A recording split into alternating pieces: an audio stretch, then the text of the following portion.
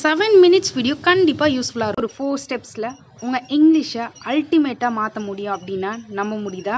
வாங்க பார்க்கலாம். அதுக்கு வீடியோவை ஸ்கிப் பண்ணாமல் பாருங்கள். ஸ்டெப் நம்பர் 1 என்ன பண்ணணும் அப்படின்னா, ஏதாவது ஒரு விஷயத்தை நீங்கள் கற்றுக்கிறப்போ அதோட பாசிட்டிவ் நெகட்டிவ் எஸ் அப்படின்னா அது எப்படி ரிப்ளை பண்ணணும், இதே நோவாக இருந்தால் எப்படி ரிப்ளை பண்ணணும் அப்படின்றத நம்ம ஃபஸ்ட்டு தெரிஞ்சுக்கணும். வாங்க பார்க்கலாம். புரிஞ்சுதா அப்படின்னு யாரும் நம்மக்கிட்ட கேட்குறாங்க அப்படின்னா எப்படி கேட்பாங்க? டூ யூ அண்டர்ஸ்டாண்ட் அப்படின்னு கேட்பாங்க. ஒன்று புரிஞ்சுதுன்னு சொல்லுவோம், இல்லை புரியலைன்னு சொல்லுவோம். ரெண்டு தவிர வேறு பதில்களே கிடையாது. புரிந்தது அப்படின்றத நம்ம எப்படி சொல்லுவோம்? I understand. புரியலை தெரியலை அப்படின்னாவே டோன்ட் யூஸ் பண்ணுவோம், டோன்ட் அண்டர்ஸ்டாண்ட். அவ்வளோதாங்க. ஸ்டெப் நம்பர் 2 என்ன அப்படின்னா, எந்த ஒரு விஷயத்தையும் நம்ம ஸ்டார்ட் பண்ணுறப்போ சின்னதாக நம்ம எடுத்து வைக்கணும். ஒரேடியாக மொத்தமாக நம்ம எடுத்து வச்சோம் அப்படின்னா நம்மளுக்கு அது மேலே இன்ட்ரெஸ்டே வராது. ஸோ ஷார்ட் சென்டென்ஸ்லேருந்து ஸ்டார்ட் பண்ணுங்கள். ஃபார் எக்ஸாம்பிள், போகலாம் அப்படின்றத நம்ம எப்படி சொல்லுவோம்? Let's go. இப்போது சாப்பிடலாம் அப்படின்னா லெட்ஸ் ஈட். தூங்கலாம் அப்படின்னா லெட்ஸ் ஸ்லீப். விளையாடலாம் அப்படின்னா லெட்ஸ் ப்ளே. இதுக்கு லெட் அப்படின்ற ஒரு வேர்ட் தெரிஞ்சால் மட்டும் போதும், நிறைய சென்டென்ஸ் மேக் பண்ணலாம். ஸ்டெப் நம்பர் 3 அதோட ஆப்போசிட் கற்றுக்கிறது. ஃபார் எக்ஸாம்பிள், இவ்வளோ சீக்கிரம் அப்படின்றத நம்ம எப்படி சொல்லுவோம்? ஸோ இயர்லி அப்படின்னு சொல்லுவோம். இதே இவ்வளவு லேட் இல்லை இவ்வளவு தாமதம் அப்படின்றத நம்ம எப்படி சொல்லுவோம்? யோசிங்க. So late. மேலே அப்படின்னா என்ன சொல்லுவோம்? அப் அப்படின்னு சொல்லுவோம். கீழே அப்படின்னா டவுன். இது போல தாங்க அதோட ஆப்போசிட் தெரிஞ்சு வச்சுக்கணும். ஸ்டெப் நம்பர் 4 என்ன அப்படின்னா, ஒரு சென்டென்ஸை வச்சு நிறைய சென்டென்சஸ் மேக் பண்ணுறது. இது எல்லாமே பிகினருக்கு ரொம்ப யூஸ்ஃபுல்லாக இருக்கும். ஸோ உங்களுக்கு டக்குன்னு மறக்கவே மறக்காது. அந்த ஒரு வேர்ட் தெரிஞ்சாலே நிறைய சென்டென்சஸ் மேக் பண்ணலாம். இப்போ பாருங்கள், நாட்டை யூஸ் பண்ணி சில சென்டென்சஸ் பார்க்கலாம். நாட் அப்படின்னு தெரிஞ்சால் மட்டும் போதும், வேறு எதுவும் நீங்கள் ஞாபகம் வச்சுக்கணுன்ற அவசியம் இல்லை. நீ இல்லை அப்படின்னு சொல்லுவோம்ல, நாட் யூ, நாட் யூ அப்படின்னு சொல்லலாம். மறுபடியுமா வேண்டாம் அப்படின்னு சொல்லுவோம்ல, மறுபடியும் வேண்டாம் அப்படின்றத எப்படி சொல்லுவோம்? Not again, not again. என்னடா இது இவ்வளோ சிம்பிளாக இருக்கே, சப்பா மேட்ரு அப்படின்லாம் நினைக்காதீங்க. இதை கூட நம்ம டே டு டே லைஃப்பில் யூஸ் பண்ணுறதே இல்லை. யூஸ் பண்ணியிருந்தால் உங்களோட இங்கிலீஷ் லெவல் கண்டிப்பாக இம்ப்ரூவ் ஆகிருக்கும். இனி இல்லை அப்படின்லாம் நம்ம சொல்லுவோம்ல, நோ மோர், நோ மோர் அப்படின்னு சொல்லுவோம். இவ்வளவு சிம்பிள் சென்டென்ஸ்னு நினைக்கிறீங்கல்ல, வீடியோவை பாஸ் பண்ணிவிட்டு ட்ரை பண்ணி பாருங்கள். புரியுதான்னு பாருங்கள். இங்கே இல்லை, அவங்க இங்கே இல்லை அப்படின்லாம் சொல்லுவோம்ல, நாட் ஹியர். அப்படியெல்லாம் ஒன்றும் இல்லை அப்படின்னு சொல்லுவோம்ல, இது எல்லாமே ரொம்ப காமனாக யூஸ் பண்ணுவோங்க. Not like that, not like that. வீடியோவை ஸ்கிப் பண்ணாமல் பாருங்கள், ரொம்ப யூஸ்ஃபுல்லாக இருக்கும். இங்கே இல்லை அவங்க அப்படின்லாம் நம்ம சொல்லுவோம்ல, ரொம்ப காமனாக யூஸ் பண்ணுவோம். நாட் ஹியோ, நாட் ஹியோ அப்படின்னு சொல்லுவோம். இந்த மாதிரி இந்த டிப்ஸ் எல்லாம் ஃபாலோ பண்ணி ட்ரை பண்ணி பாருங்கள். ரொம்ப சிம்பிளாக ஈஸியாக லேர்ன் பண்ணலாம். நெக்ஸ்ட் என்ன பார்க்க போகிறோம் அப்படின்னா, ஃபாரை யூஸ் பண்ணி சில சென்டென்ஸ் தான் பார்க்க போகிறோம். பார்க்கலாம் வாங்க.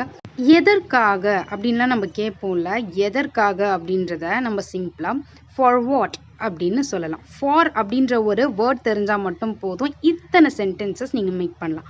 உனக்காக அப்படின்றத எப்படி சொல்லலாம்? நீங்கள் ட்ரை பண்ணுங்கள். ஃபார் யூ, ஃபார் யூ அப்படின்னு சொல்லலாம்.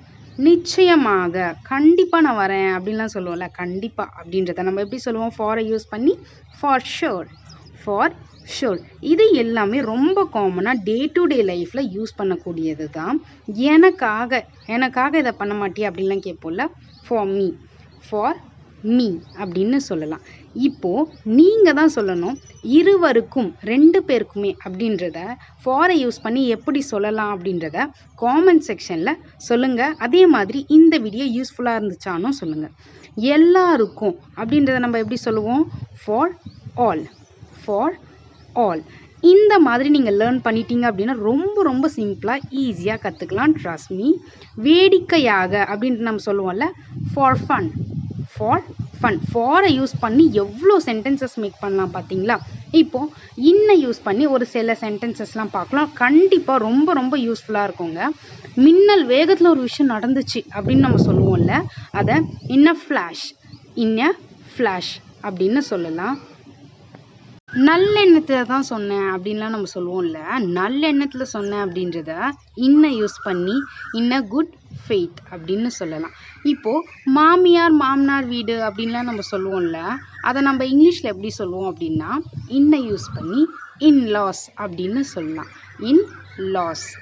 இப்போலாம் நீ ரொம்ப மாறிட்ட அப்படின்லாம் சொல்லுவோம்ல, இப்போலாம் அப்படின்றத now and then, now and then அப்படின்னு சொல்லலாம்.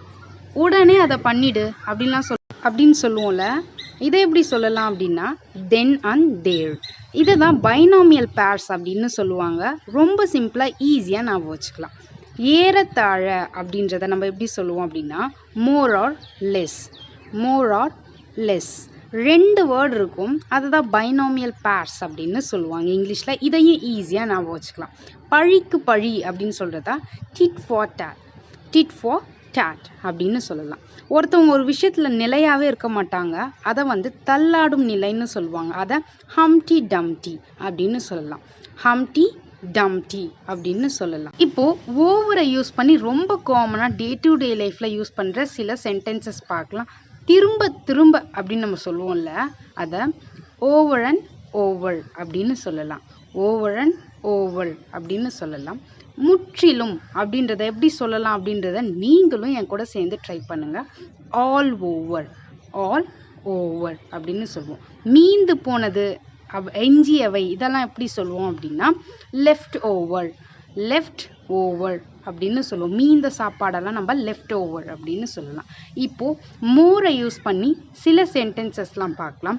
மேலும் அப்படின்னு நம்ம சொல்லுவோம். உங்களுக்கு ரொம்ப ஈஸியாக இருக்குது அப்படின்னு தோணுதுன்னா வீடியோவை பாஸ் பண்ணி ட்ரை பண்ணி பாருங்கள் கரெக்டாக வருதா அப்படின்ட்டு. மேலும் அப்படின்றத மோர் ஓவர் அப்படின்னு சொல்லலாம். இனி இல்லை அப்படின்றத எப்படி சொல்லலாம் அப்படின்னா நெவர் மோர், நெவர் மோர். குழந்தைங்கிட்டலாம் சொல்லுவோம்ல, இதெல்லாம் இதுக்கு மேலே உனக்கு இந்த சாக்லேட்ஸ் கிடையாது அப்படின்றத நெவர் மோர் அப்படின்னு சொல்லலாம். மேலும் மேலும் ஏன் இந்த மாதிரி பண்ணுறீங்க அப்படின்னு சொல்லுவோம்ல, more and more. I hope இந்த வீடியோ உங்களுக்கு யூஸ்ஃபுல்லாக இருக்கும் அப்படின்னு நம்புகிறேன். பிடிச்சிருந்தா லைக் பண்ணிக்கோங்க.